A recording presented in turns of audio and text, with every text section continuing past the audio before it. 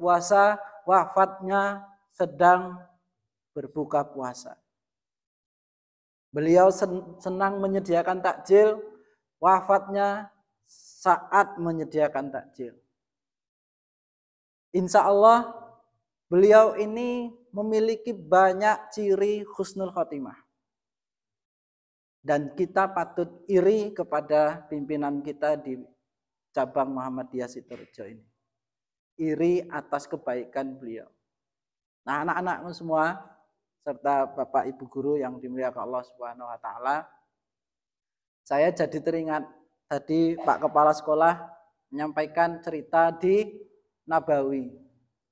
Pernah saya diberi nasihat di Masjid Nabawi oleh Ustadz Ariful itu di pintu 25 kalau habis maghrib biasanya di sana ada kajian yang diisi oleh Syekh berasal dari Indonesia, biasanya diambilkan dari Universitas Islam Madinah di situ. Beliau menyampaikan dan insya Allah apa yang Pak Nugroho alami masuk ke ciri-ciri orang yang beruntung yang ada dalam Al-Quran yang Allah sebutkan berulang-ulang. Yang pertama ada kelompok orang yang menjadi tujuan kita berpuasa di Ramadan ini, yaitu la'allakum tattaqun. Kita menjadi orang yang bertakwa, itu menjadi tujuan kita berpuasa Ramadan. Kelompok orang bertakwa ini adalah kelompok orang yang sangat beruntung. Bagaimana tidak? Ya, bagaimana tidak? Dalam Al-Quran ada 260 kali pembahasan tentang keutamaan takwa. Mbak, Mas, ya, perhatikan. Ada 260 kali pembahasan tentang keutamaan menjadi orang yang bertakwa. Kalau kita tahu, ya, maka kita akan berlomba-lomba seperti Pak Nugroho itu misalkan, semangat menjadi orang bertakwa kalau kita tahu keutamaan-keutamaan menjadi orang bertakwa itu. Di antaranya apa? Dari 260 kali itu coba kita bahas 2 saja. Quran surat At-Talaq ayat 2, ayat 3, kalimat terakhir ayat 2, kalimat awal ayat 3. Mungkin kita semua hafal ya. Wa may yattaqillaha yaj'alahu makhraja. Kemudian lanjutnya siapa yang hafal? Siswa? Hafal? Ucapkan, tak kasih hadiah. Ya.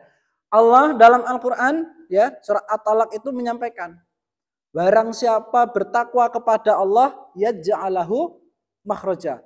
Aku beri ia makhraja, jalan keluar dari setiap kesulitan. Rampung tau urepe awake dhewe, nek setiap ono masalah dijamin ada jalan keluar. Syaratnya cuma satu, jadi orang bertakwa. Coba betapa indahnya hidup kita, betapa beruntungnya hidup kita di dunia maupun di akhirat. Saat ada masalah ning dunia wae ora penak, ya ta? Apalagi nanti menghadapi masalah di akhirat, semsaya ora penak, gitu ya. Tetapi kalau kita bertakwa, ya ja'alahu makhraja. Ya kan? Aku beri jalan keluar kata Allah. Ya kan? Maka rugi kalau kita tidak menjadi orang yang bertakwa. Ya. Maka harus berlomba-lomba menjadi orang yang bertakwa. Gitu ya. Kemudian dibalik, nek wong uripe kakean masalah ora nemu-nemu jalan keluar, maka perlu dipertanyakan ketakwaannya. Gitu ya. Satu penyebab permasalahan hidup adalah dosa. Mula ojo gawe dosa, ojo pacaran, ojo berzina, ojo menggunakan HP untuk hal-hal yang tidak baik, ya. Jangan berjudi, jangan ambil riba, jangan sedikit pun membuat dosa karena dosa itu akan menjadikan masalah bagi kehidupan kita. Ya. Nah, kalau kita menghadapi masalah, yang kita lakukan pertama kali adalah bertobat, mengembalikan kembali, merebut kembali ketakwaan yang lepas dari diri kita. Ramadan adalah salah satu cara untuk mengembalikan ketakwaan pada diri kita. Ya, jadi orang yang beruntung itu yang pertama adalah orang yang bertakwa. Ya, baru satu kalimat, satu pembahasan saja, satu keutamaan takwa saja kita dapatkan dalam Al-Qur'an tadi, ya. Ayat 2 surat At-Talaq sudah selesai itu perkara urip Bapak Ibu. Baru satu, masih ada 259 keutamaan lain. Gitu ya. Yang kedua, lanjutannya dari situ, ya kan? Dan akan aku beri, kata Allah, rezeki dari arah yang tidak diduga-duga. Mula, Mbak, ya, Mas, jangan gumun nek ndelokke ono kiai, ono ustad, ono guru, gaweane fokus mulang kowe, tapi yo duwe mobil, yo duwe omah, yo iso mangan, yo iso nyekolahke anak. Aja mbok arani kayak ngono yo enggak. Itu karena ketakwaannya itu yang menjadikan datangnya rezeki dari arah yang tidak diduga-duga. Mula nek pengen sukses ke depan jadi orang bertakwa dulu. Ya.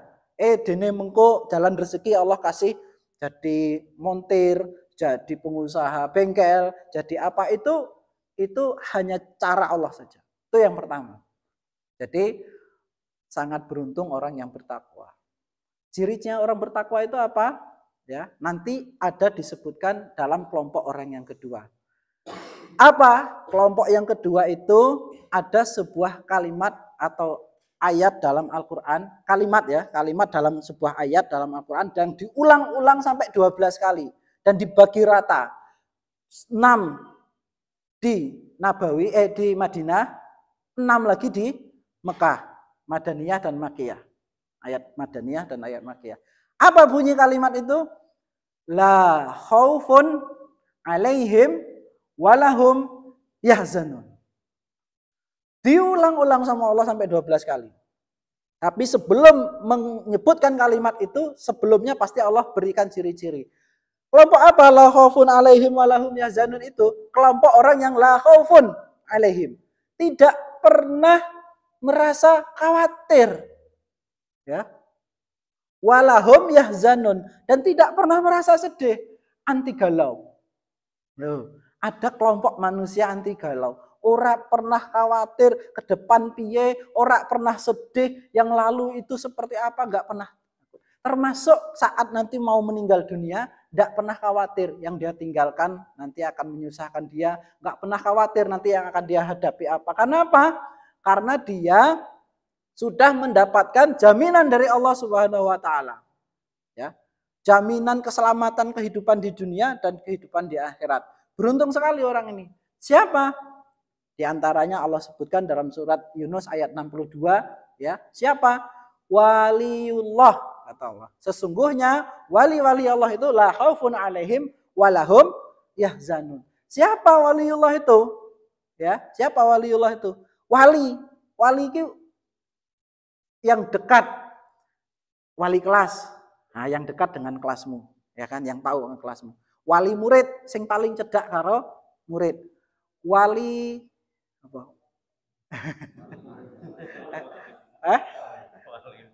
Walimah. Wali sing paling cedak karo mama. Walimah. Wali itu orang yang dekat. Kalau waliullah itu orang yang dekat kepada Allah. Kita sering salah ya, wali, wonge sekti. Memang iya. Wali itu orang dekat sama Allah sehingga sering mendapatkan apa? Keajaiban dari Allah. Ya. Waliullah itu tidak pernah khawatir. Ya. Orang gagas, arep mati saiki, arep mati sesuk, ora masalah. Gitu ya. Saya pernah ngobrol sama Pak Nugroho, Pak Nuk, jenengan sampun sepuh, mbok ya istirahat, ojo kesel-kesel, ojo ngedril.